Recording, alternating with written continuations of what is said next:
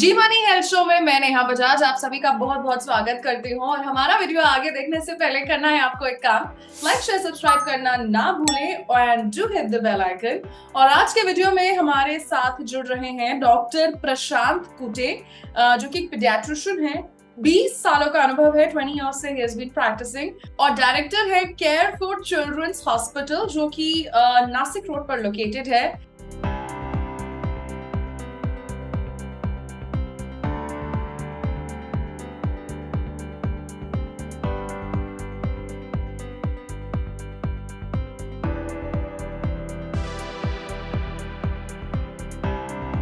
Doctor प्रशांत, जी मानी health show में आपका बहुत बहुत स्वागत है।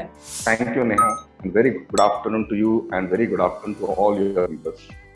सो डॉक्टर प्रशांत, आप एक वेल नोन पीडियाट्रिशियन हैं, 20 सालों का एक्सपीरियंस है आपको। आपने कई सारे बच्चों की मैं बोलूंगी बहुत ही गंभीर बीमारियों को देखा होगा, उन्हें ठीक किया होगा। आज मैं आपसे कॉन्जेनाइटल हार्ट डिफेक्ट्स के बारे में पूछना चाहती हूँ। कई सारे लोग, कई सारे माँ बाप के जिगर का टुकड़ा, जब उनको ऐसी कोई गंभीर समस्या हो जाती है तो उनके लिए बड़े दुख की बात होती है। लेकिन अनफॉर्चुनेटली बहुत सारे लोगों को इसके बारे में पता नहीं होता है, पता नहीं चलता है। मैं चाहती हूँ आज उसके बारे में आप हमारे सभी दर्शकों को बताइए। सबसे पहले ये बताइए, what all comes under congenital heart defects? See, Neha, the word congenital itself means जो बीमारी पैदाइशी होती है उसको हम लोग congenital heart disease कहते हैं। Okay? तो ये जो हार्ट डिसीज का बाय बर्थ रहता है, सो हार्ट जो रहता है अंदर माँ के वोम के अंदर जब बेबी रहता है, जब उसकी डेवलपमेंट हो जाती है जो नॉर्मल डेवलपमेंट होनी चाहिए, अगर उस डेवलपमेंट में कुछ एबनॉर्मलिटी हो जाती है, so this children are born with the congenital heart disease. मतलब जब माँ के पेट के अंदर से ही जब वो बाहर आते हैं तो they have this problem regarding their heart. अच्छा, तो सर आपने बोला कि जब बच्चा गर्भ में होता है तभी ये एबनॉर्मलिटी आ जाती है, क्या इसका भी कोई रीजन है सर?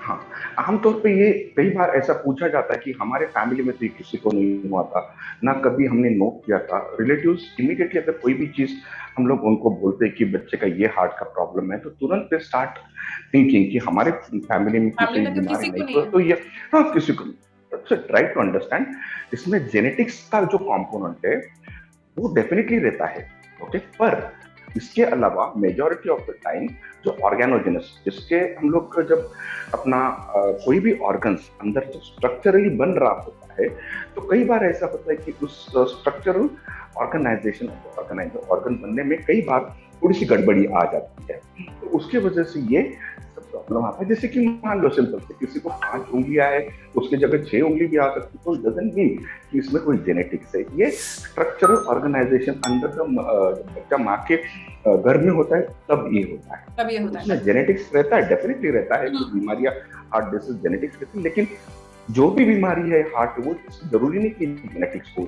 सो डॉक्टर प्रशांत, अगेन थोड़ा सा फैंसी वर्ड है मेरे लिए भी, और जितना मुझे समझ में आया, कॉन्जेनिटल हार्ट डिफेक्ट में हम बस ये बोले कि बच्चे के दिल में छेद है, क्या वही एक इकलौती एबनॉर्मलिटी है या उसके अलावा और भी चीजें हैं?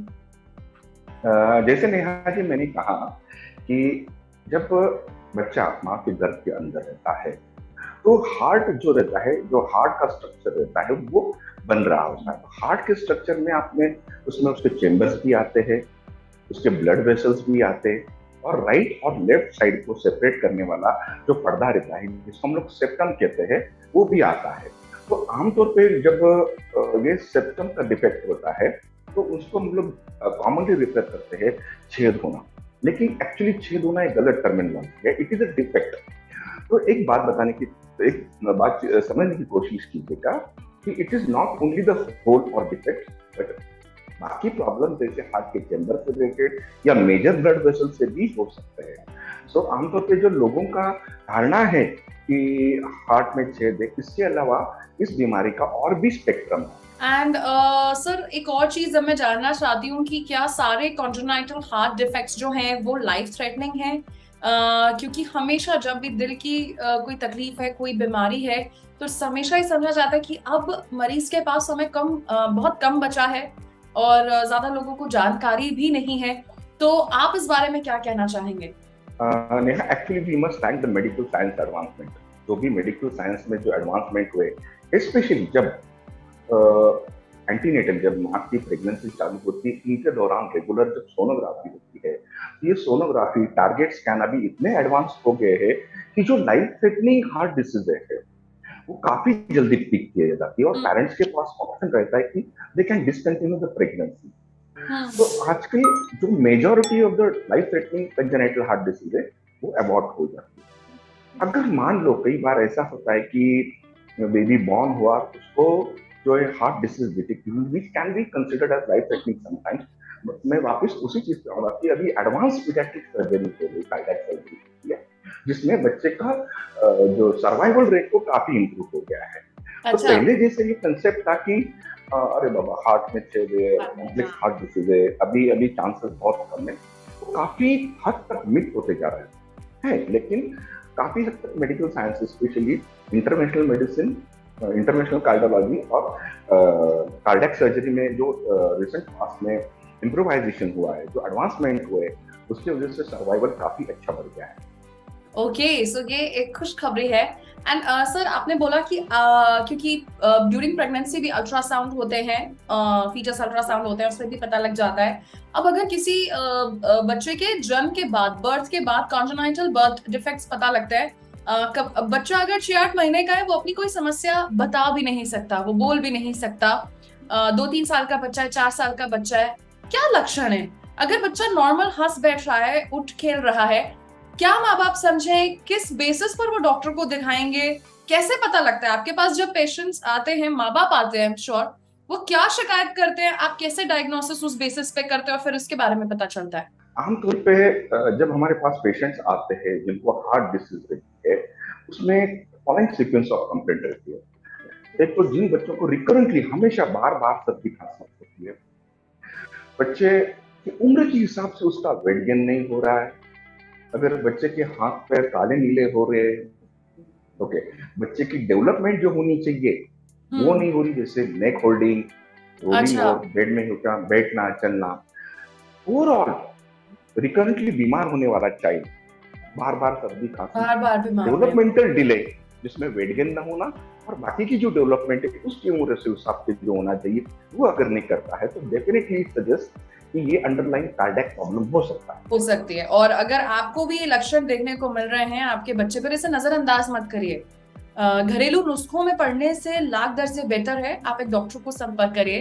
डॉक्टर साहब, मेरा आखिरी सवाल आपसे ये है, पीडियाट्रिक सर्जरी करने के बाद अगर किसी को कॉन्जेनाइटल हार्ट डिफेक्ट्स है, बच्चा बिल्कुल ठीक हो जाता है, फिर वो 7-8 साल का है, 18 का है, बड़ा हो जाता है, 28 का हो जाता है, क्या ये चीज उसके आगे की लाइफ में चलकर कभी बाधा बन सकती है? क्या हम ये बोले कि फिर उसका हार्ट कमजोर हो जाता है, बाकी बीमारियों की संभावनाएं बढ़ जाती हैं? Absolutely not. ये काफी मिथ है। अभी उसका डिवाइस क्लोजर हो गया, हार्ट का छेद था, वो डॉक्टर ने क्लोज कर दिया, आगे जाके उसको संभालना होगा।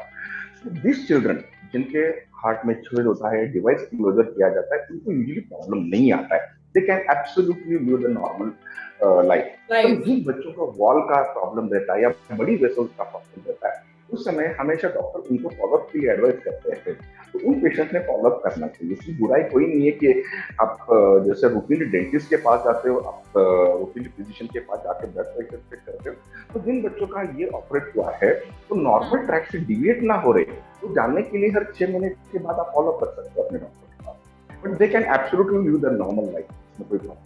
Okay, so that's a good news. और आज एक हमें एक नई चीज पता लगी। सो हम हमारे स्पेशल गेस्ट को थैंक यू कहना चाहते हैं। Thank you so much doctor Prashant, आपने अपने बिजी शेड्यूल से कीमती वक्त निकाला और जी मनी हेल्थ शो में आप हमारे साथ जुड़े। Thank you. तो ये थे हमारे पीडियाट्रिशियन डॉक्टर प्रशांत। कॉन्जेनाइटल हार्ट डिफेक्ट्स के बारे में उन्होंने हमें बताया। मैं ये तो नहीं बोलूंगी कि बहुत कॉमन है, लेकिन हाँ, अगर आपका छोटा बच्चा है और आप भी लक्षण महसूस कर रहे हैं, कोई भी एबनॉर्मल चीज आप देख रहे हो उसकी दिनचर्या में या किसी भी चीज में, तो ये गूगल मत करिएगा, डॉक्टर को दिखाइएगा, डॉक्टर से सलाह लीजिएगा, क्योंकि ऐसा ना हो कि आपकी जान, आपके जिगर का टुकड़ा किसी बड़ी परेशानी में फंस जाए। ऑन दैट नोट, मैं नेहा बजाज अब आपसे लेती हूँ इजाजत। मिलेंगे जी मनी हेल्थ शो के एक नए वीडियो में, एक नए सुपर स्पेशलिस्ट, नए मेडिकल एक्सपर्ट के साथ। चल देन, रखिए सेहत का ख्याल, अच्छी सेहत हमारा वादा।